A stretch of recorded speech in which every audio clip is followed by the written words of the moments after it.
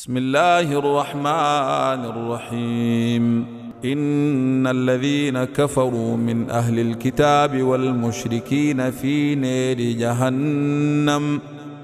نار جهنم خالدين فيها أولئك هم شر البرية. إن الذين آمنوا وعملوا الصالحات أولئك هم خير البرية. جزاؤهم عند ربهم